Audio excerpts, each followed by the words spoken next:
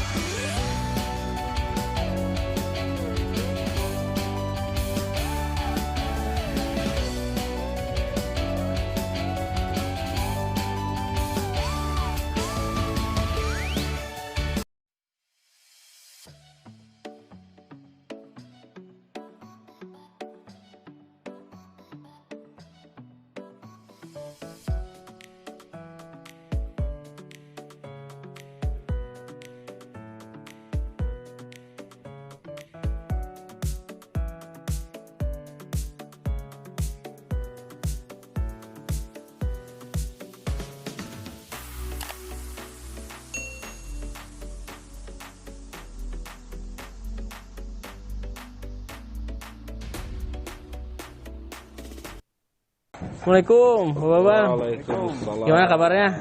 Alhamdulillah sehat. Maaf nih Pak Bambang ganggu kesibukannya. Kita mau nanya-nanya ya Pak Bambang ya. Boleh. Ini tuh Bapak tuh usaha apa ini namanya Pak? Ini usaha kita Kerajaan Roster.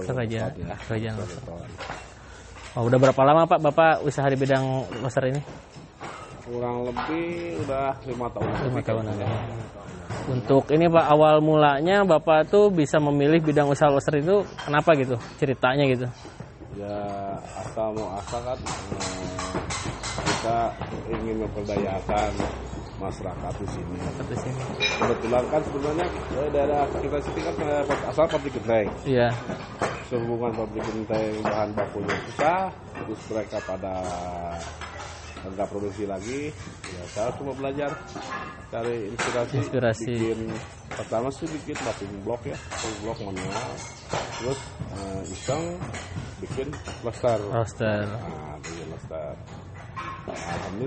Alhamdulillah jalan sampai sekarang. Kan ini tuh Bapak tuh termasuk usaha lobster terbesar di Jawa Barat ya Pak ya? Ya mungkin saya juga nggak tahu ya. Mungkin ada yang lebih besar. Ya, gitu. Yang namanya kita juga masih tahap belajar. Nah kalau untuk perusahaan ini kan mungkin ini pusat gudangnya Pak ya? Ya. Untuk cabangnya tuh udah berapa pabrik Pak? Alhamdulillah kita ada 10 ya. Ada 10 pabrik. 10 pabrik gitu. Ya alhamdulillah bisa memperdayakan mempekerjakan kurang lebih 100. Oh jadi udah ada 100 orang karyawan di Bapak. Ya. Sejauh ini Bapak untuk motif sendiri itu udah memiliki berapa motif Pak? Untuk motif kebetulan alhamdulillah kita kurang lebih ya 200 macam. 200 motif. Ada. Ya, alhamdulillah di antara itu kisaran 70% karya kita. Oh. Biasanya Bapak itu terinspirasi dari mana Pak untuk menciptakan motif-motif baru? Ya pertama kita membaca juga ya situasi pasar ya. Kira-kira orang sekarang itu orang sebenarnya kayak gimana, kayak abstrak, kayak minimalis kayak gitu. Jadi custom gitu ya Pak ya, bisa custom gitu untuk pesanan. Yang custom juga bisa gitu kalau custom. Nah ini kan saya lihat tuh ada beberapa warna ya Pak, ada warna putih sama warna merah. Itu tuh bedanya apa ya Pak? Dari warna atau dari bahan atau apa gitu bisa beda warna gitu tuh? Itu dari bahan baku. Dari bahan bakunya beda. Terus komposisi juga. Komposisi beda.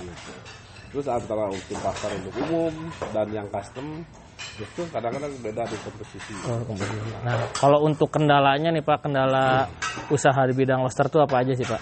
Banyak sih. Pertama ya dari bahan baku yang agak susah juga. Terus kedua dari ini kalau kita contohnya kan nyiptain karya sendiri. Nah ada sih rekan-rekan kita mau berbagi juga dia main jiplak aja. Oh, jiplak aja. Main jiplak aja. Emang sih secara hukum kita nggak dipatenin, cuman kadang-kadang terutama pribadi saya pengen rasanya gitu mereka itu ada konfirmasi dah. Oh, jadi istilahnya ingin diakui hak ciptanya gitu ya Pak ya? Ya, konfirmasi lah. Jadi nggak bisa sembarangan orang tuh nyetak karya Bapak gitu kan? Nah, gitu. Sebenarnya kan gitu. Saya juga senang juga sih. Iya. Karya saya ada orang yang bisa masarin, pakai gitu ya. ada yang ini gitu. Cuma masalahnya etikanya aja. Etika gitu. dari izinnya mungkin ya Pak ya?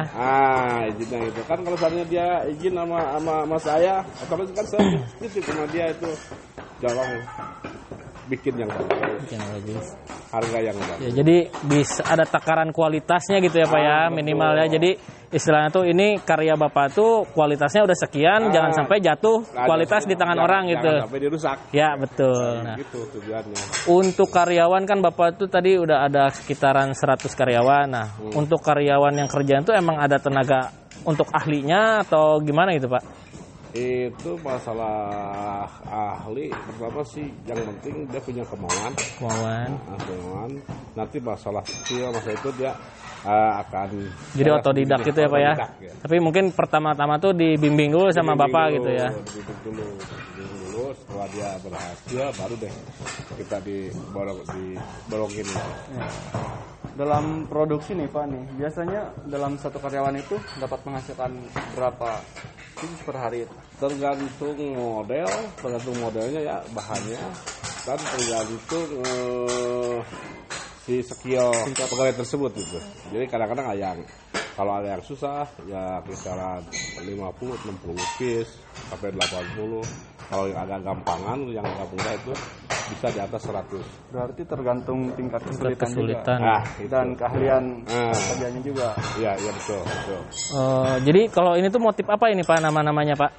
Sebenarnya saya juga nggak begitu pikir, ya kadang-kadang nggak berpikir dikasih nama apa. Jadi kadang-kadang tergantung tim market juga yang namain gitu.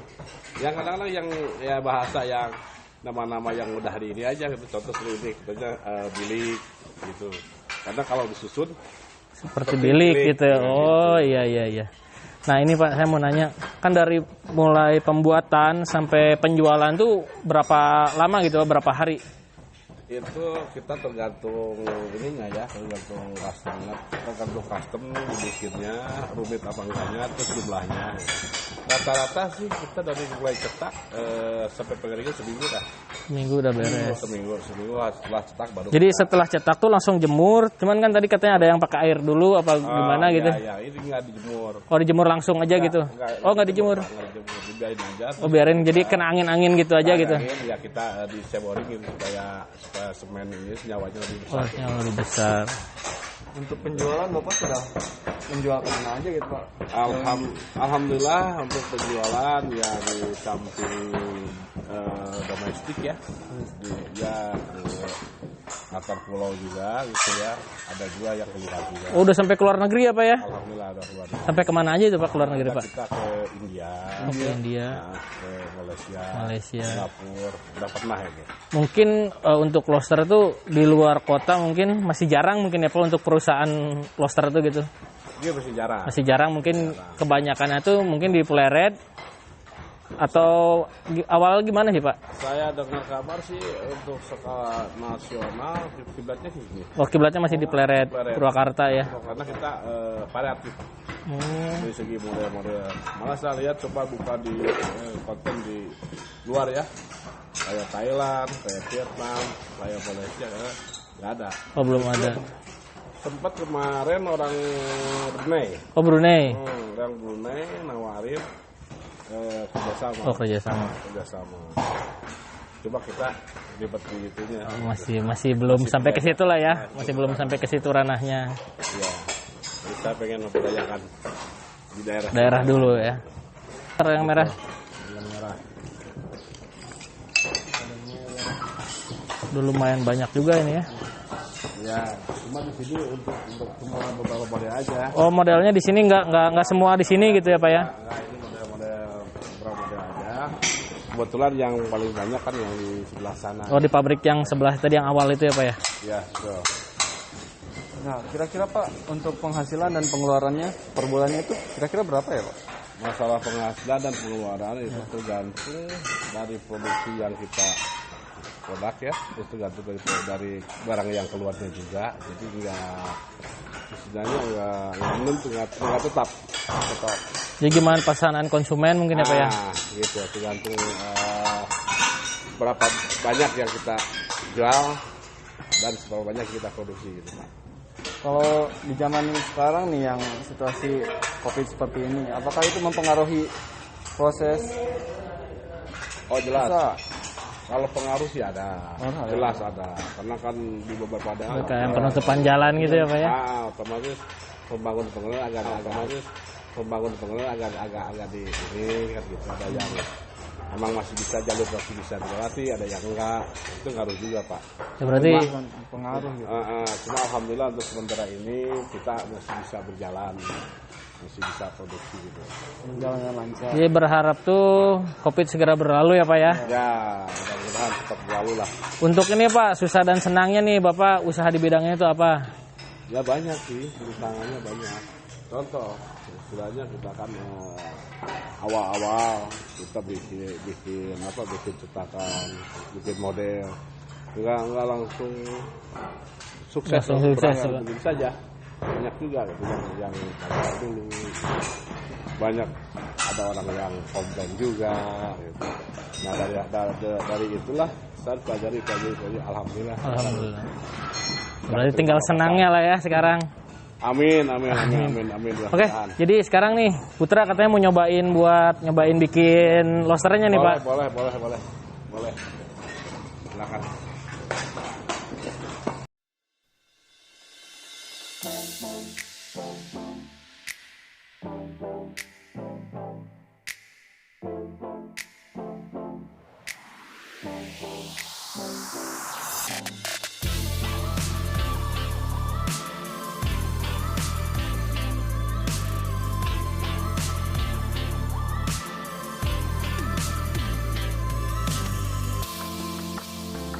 Jadi memang cara membuat loster itu tidak sembarangan dan memang harus dengan tenaga yang ekstra dan ya keahlian.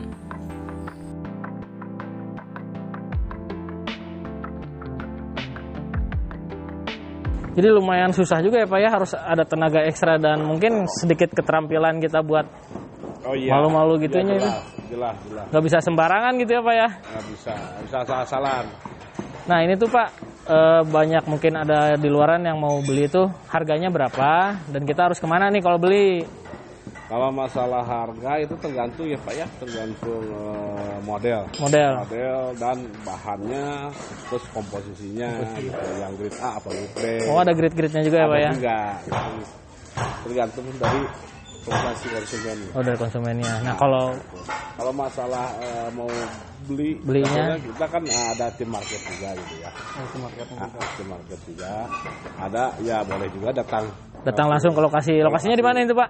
Lokasinya ini di Kampung Cisarua Wetan, Desa Batu Tumpang, Kecamatan Tegawaru, Purwakarta. Ya. Oke siap. Pak, nah untuk pemula nih biasanya yang ingin bergelut di bidang loster ini, biasanya apa aja yang harus dipersiapkan Pak? Untuk pertama paling utama ya. Mental Dulu yang paling utama. Itu mental yang paling utama. Terus semangat, terus kegigihan gitu ya. Jadi kadang-kadang kita ngelihat segala sesuatu hal dilihat indah belum tentu kan. Enaknya dulu ya orang-orang tuh. Jadi kita harus capai dulu deh. Terus punya kemauan, terus punya ya isinya keinginan yang kuat dah. Nah, jadi gitu. Kemudian untuk modal awal biasanya minimalnya itu berapa?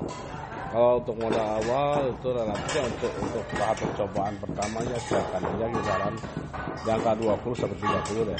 20 sampai. Jadi di minimalnya tuh di 20-30. Nah, jadi untuk teman-teman semua barangkali ada yang minat usaha di bidang loster ini seperti Pak Bambang, minimal kita menyiapkan usaha untuk loster ini 20 sampai 30 juta. Oke Pak Bambang, terima kasih banyak udah nerima kita di perusahaan roaster ini. Sama-sama. Semoga kedepannya Bapak semakin sukses. Amin, amin, amin. Roasternya juga banyak lagi konsumennya. Amin, amin. Ya, terima kasih banyak Pak. Assalamualaikum. Sama-sama. Waalaikumsalam.